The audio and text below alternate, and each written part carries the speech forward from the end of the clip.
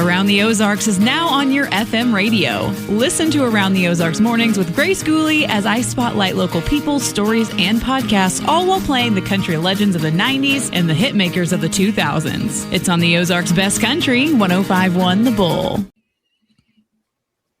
It's time for Around the Ozarks News, brought to you by the Springfield Greene County Park Board, Thompson Sales, Kitchen Land USA, Advanced Car Care, Smouse Brothers, and United Plumbing. Here are your hosts, Ethan and Sarah Foreheads. Hey, Sarah and Diana. Once again, thank you so much, Diana, for waking up early and helping me along. Well, you're welcome. I travel the world and then I get home and now Ethan's traveling the world. Oh, bless his heart, man. We are ships passing in the night, at least for today. One more day. All right. Let's do some news. Yes. Branson magicians Gary and Janine Carson are scheduled to stand trial in August in federal court. The couple has pleaded not guilty to a charge of sexual exploitation of a minor. Federal investigators allege the offenses occurred between 2023 and 2025, and they say dozens of videos were seized during their search last year.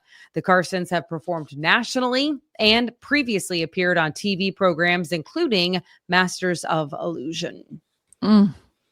Awful. Well, Kinetic Internet in Bolivar is offering a $10,000 reward after a series of copper thefts disrupted service in Polk County. So people are stealing copper. Here we go again. Company officials say more than 4,000 feet of cable have been stolen since December, affecting over 1,000 customers in areas including Brighton, Pleasant Hope, and each theft can knock out a phone and internet service for hours, including access to 911, which we can see concerns with that, obviously. Anyone with information is urged to contact local authorities, and please do so. That's maddening, isn't it? To have that much of your wire stolen. It's just awful. It's so frustrating. I feel good about the reward. I mean, somebody's going to start talking, Yeah. $10,000 is a lot more money than they're getting with that copper wire. Bingo. So speak up, folks. Yeah. Stratford-based Wilson Logistics has agreed to pay $50,000 to settle a federal disability discrimination case brought on by the U.S. Equal Employment Opportunity Commission, the EEOC. The lawsuit claimed that a deaf truck driver who was applying for a job was turned away despite holding a commercial driver's license and a federal hearing exemption. The company denies wrongdoing, but agreed to pay the settlement and to update its hiring practices. The consent decree also requires new procedures for handling applicants who have hearing-related disabilities. And on to this, Missouri has joined the federal A Home for Every Child initiative with Governor Mike Kehoe, announcing the state is just the second in the nation to sign on. The program aims to reduce the number of moves that foster children experience and increase the number of available homes. Springfield-based Foster Adopt Connect says case numbers have climbed to around 800 children a month statewide. Oh, that breaks my heart. Anyways, Foster Families Hope initiative brings more resources for the high need kids and stronger support networks. Yeah. 800 children a month in foster statewide, in foster care. But this sounds like a good initiative. Good. Yeah, I think so too. Yeah. That's big. Okay, now to this. More than 130 schools across Missouri have been denied request to start classes earlier than state law allows. That's how many were hoping to do so. The Missouri Department of Elementary and Secondary Education says current law bans schools from beginning more than 2 weeks before the first Monday in September. Districts including Nixa and Walnut Grove and others argue that the later start date creates scheduling and curriculum challenges. So they were hoping to move it up. State officials say no additional waivers will be granted this year to do that. And it messes with your vacation plans. Let's just be honest with that. Yeah, I mean, it's interesting because I do feel like at least Nixa and maybe Walnut Grove too, I'm just not sure, but they always have high marks for their academics. Okay. And so I guess it sounds like they're thinking they're having to like condense it too much, like, Okay. shove it into too few days or weeks. I don't know. I just feel like it starts earlier and earlier every year. And I'm like, hold on. I was just really getting to enjoy the pool this summer. Yeah. Now it's It's mid-August and we start back. But anyways. Yeah. Okay, well, a political action group called Friends of SGF, they have formed to support the proposed convention and event center on the April 7th ballot that we've been talking a lot about. Backers say the project would be funded through a hotel motel tax and could boost tourism and create jobs.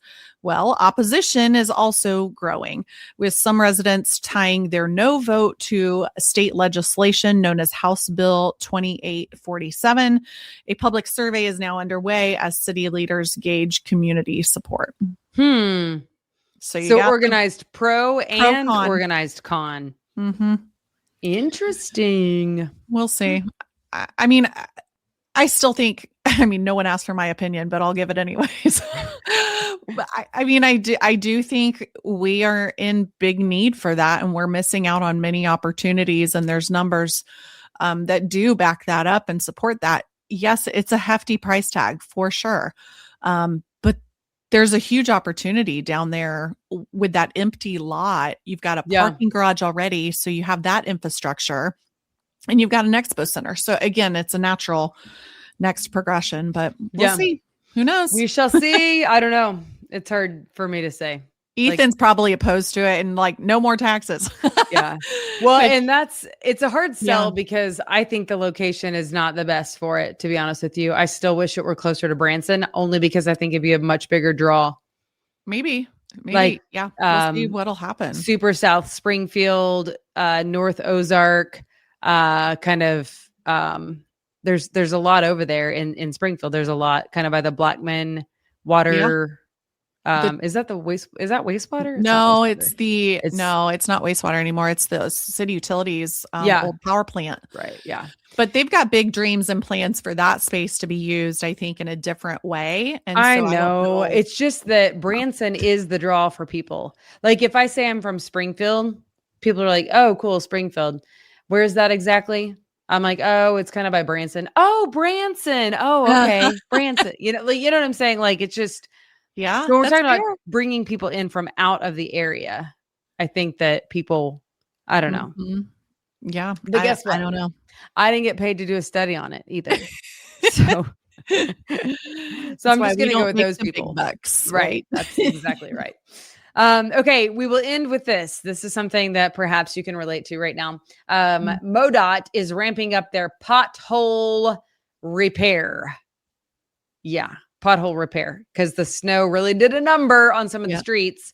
So statewide, crews have patched more than 650,000 potholes. That was in the last calendar year.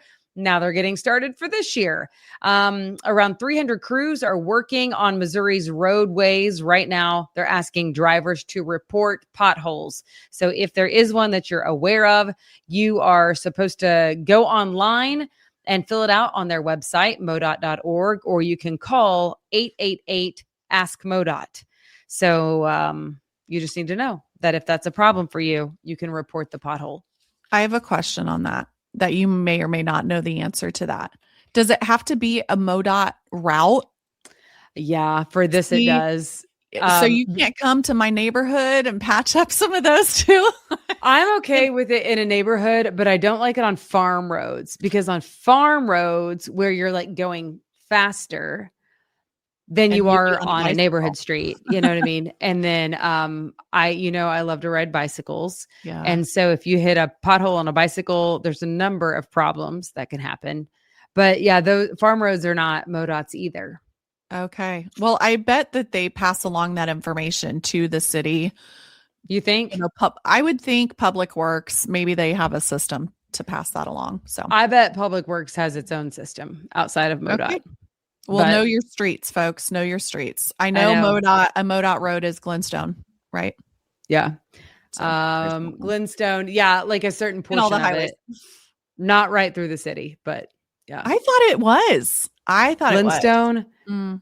Glenstone, or you think it's sunshine that like turns No, into? I thought it was Glenstone, but I could be wrong. So never mind.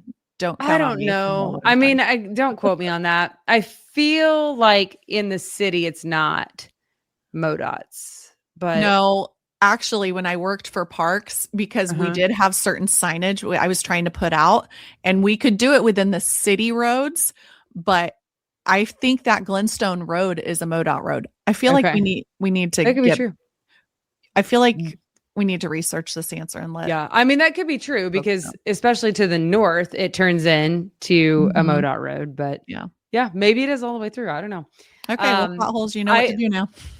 That's funny that yours was with signs. Mine was always with police work. Like, are we city police, county deputies, state troopers? Like, what is patrolling? And I thought that was city police, but it is still city police. You know what? I think within the city jurisdiction, that road is just a MoDOT but the road is a MoDOT road. Okay. I don't know. Well, if there's a pothole, somebody report it. By golly. Either Public Works or MoDOT. We got you. Ozarks. Clear as mud. You got that? Clear as mud. For sure. Everybody else. All right. Well, hey, thanks so much for your time, Diana. And for everybody who's listening, thank you. We hope you have a fantastic day. And we hope to see you back here tomorrow morning. Bye. Bye.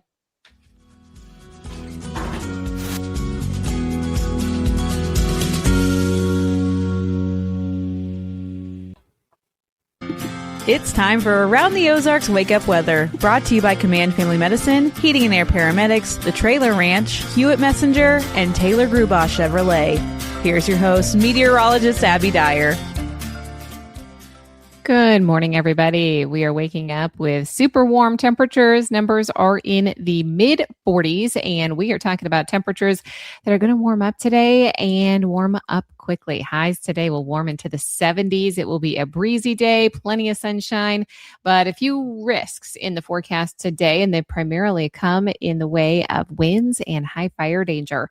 We've got low relative humidity. The air is dry. The ground is dry. No longer have that moisture from the rainfall over the weekend.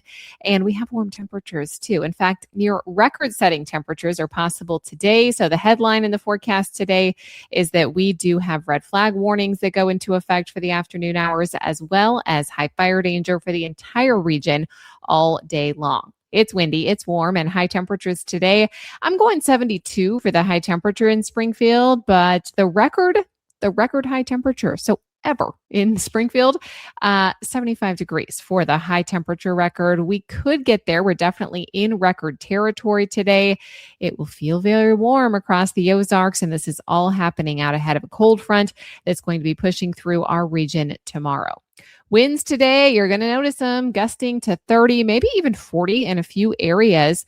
I think that we will have some high winds across the region, with the highest perhaps happening here in Springfield along the plateau. And winds are going to be gusty everywhere. So if you're traveling today, just keep in mind, you may notice the wind on the roadway and things will be blowing around all over the place. We have a cold front that comes through tomorrow, and out ahead of that, that's where we're seeing that significant to elevated fire danger. Maximum wind gusts near 40 miles an hour today, with relative humidity down near 20%. So the air is dry. Those of you that are sensitive to the dry air probably notice your skin is feeling a little bit dry today. Yeah, it's because we have super low relative humidity, and it's this combination of factors that really allows for fires to start and spread very quickly, and that's why the red flag warnings are going to be out today. We've got rain chances that return in the area Friday night through Saturday. That's with the cold front that comes through. Initially, it was looking like we could have some snowfall, minor amounts. I still think it's possible that a few flakes mix in with that, but after temperatures in the mid 70s, I'm pretty much expecting no impact from that potential winter weather that we could see. Most of this will happen as rainfall, but it will be colder for the weekend, with highs falling back into the 40s both Saturday and Sunday, with sunshine prominent as we head into Saturday afternoon and then out again on Sunday. I do think that we have partial sunshine tomorrow too, even with the cold front coming through. So it'll be enjoyable out there. Enjoy the warmth today with near record high temperatures. Just know that the fire danger is high. So hold off on any burning activities until we get some better relative humidity conditions around here.